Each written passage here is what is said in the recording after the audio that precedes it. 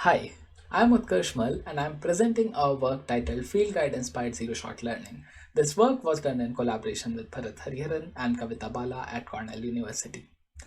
Zero shot learning is the problem of recognizing an unseen object category from attributes of the object without any images. While zero shot learning has been an established field of research over the last decade, it suffers from a major problem. Zero shot learning is not really zero shot. There is a lot of annotation required. For example, existing methods need to provide hundreds of attributes for each class. So, zero shot learning is prohibitively costly and thus impractical to use in real world scenarios. How can we minimize this annotation cost? Our idea is inspired from field guides. For example, let's take a look at a field guide. When describing missile thrush, the authors only provide the most salient changes from a related class like song thrush, such as relatively larger size and less buff press color. Can we use this idea for zero-shot learning? Yes, we can employ a similar interface between the learner model and the expert annotator. The expert only provides a few salient attribute differences from a category already known to the learner, such as relative size, the overall color, the length of the neck, and so on. Except that there is a problem with such an interface. In practice, the attributes that are sometimes useful for humans are harder for machine to understand. For example, when distinguishing between these two categories, humans might find it easier to understand relative sizes and part shapes, but this is not the case for computer vision models. Therefore, we make a slight change in our interface. We don't want the expert to provide the attributes that they find useful. Instead, a learner finds the most salient attributes and asks for their values from expert. So the new interface looks like this. The annotator first provides the most similar class for an unknown class. For example, tree swallow is similar to cliff swallow. Then the learner asks a series of attribute-based questions and improves the understanding based on the responses.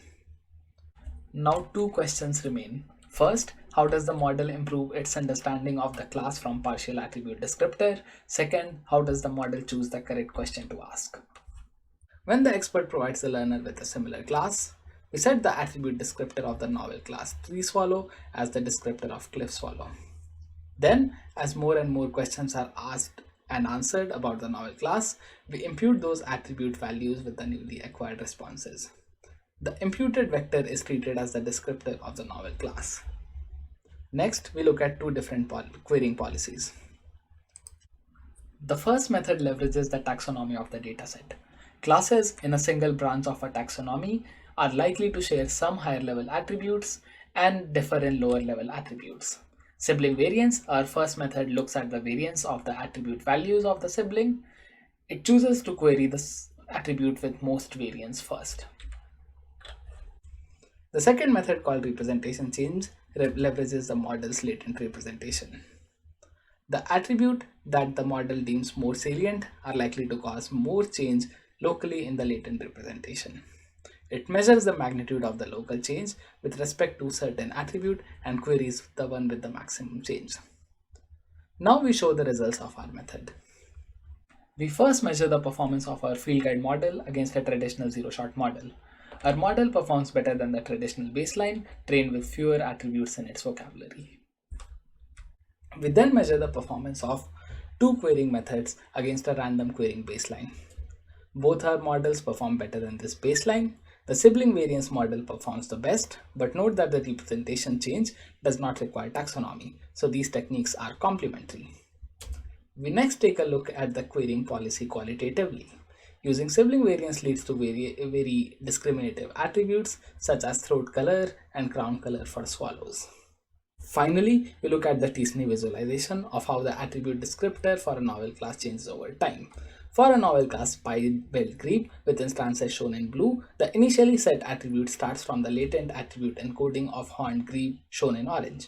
As more and more useful attributes such as eye color and throat color are queried, the latent representation reaches closer to the image example of pied-billed grebe very quickly, whereas the random querying, the representation is still far away after many questions. To conclude, we present a new field guide inspired approach for zero-shot learning. We introduce two new querying policies that can train the model more efficiently. With our model, we can save up to 65% of the annotation cost while having the same performance as a traditional model. Thanks for listening to this talk.